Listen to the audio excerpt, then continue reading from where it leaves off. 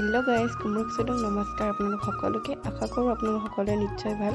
আৰু পোনপ্ৰথমে mummy blog and কিটচেনত আপোনালোক সকলোকে স্বাগতম জনাইছোঁ মোৰ অন্য এটা নতুন ভিডিঅ'লৈ। আৰু আজি মই এটা বস্তু আপোনালোকক দেখুৱাম। মানে আজি মোক শাহুমায়ে পাৰ আপং কেনেকৈ চাকে সেইটো দেখুৱাই দিব। আৰু গাঁৱততো আপোনালোকৰ বাঁহৰে বনোৱা এটা সঁজুলি পায় আপং চাকিবলৈ, টাচুক নে কি বুলি কয় আৰু তেনেকুৱা। আৰু এয়া আমি ইয়াতে ব্যৱহাৰ কৰিছোঁ ফুটা ফুটা থকা চৰিয়া।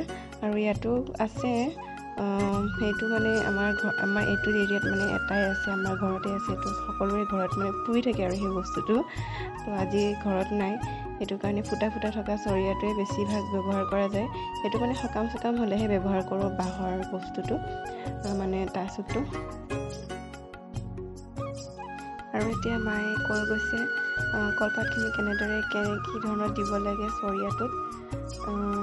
তো ফুটা এটাও ৰাখিব নালাগে, মানে পাতখন ফালি দিব নালাগে যাতে তললৈ পানীখিনি সৰকি যায়গৈ। আৰু এইটো নিজে সৰকি যায় বুলি কয় পানীটো ঢলাৰ পিছত।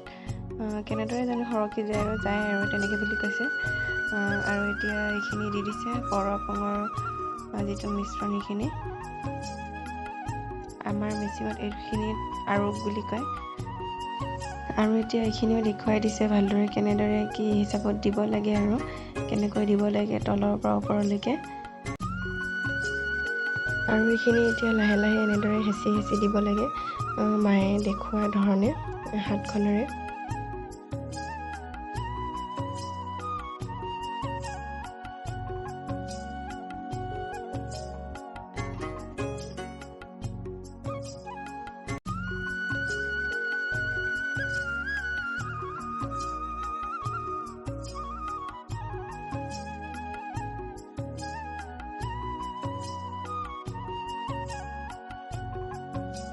আৰু এতিয়া এইখিনি দিয়া হৈ গ'ল। তাৰপিছত এতিয়া দিব লাগিব পানী। আৰু পানীখিনিও কেনেদৰে দিব লাগে আপংখিনিত, মানে পাৰ আপংখিনিত, সেইখিনিও দেখুৱাই দিছে মায়ে।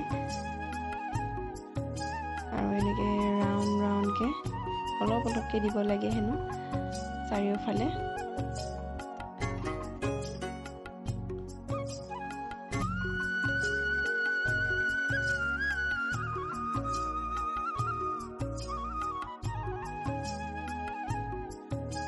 আৰু আজি দুপৰীয়া সাজত মই পোলাও বনাইছিলোঁ, তো এইখিনি দেখাই দিলোঁ আপোনালোকক।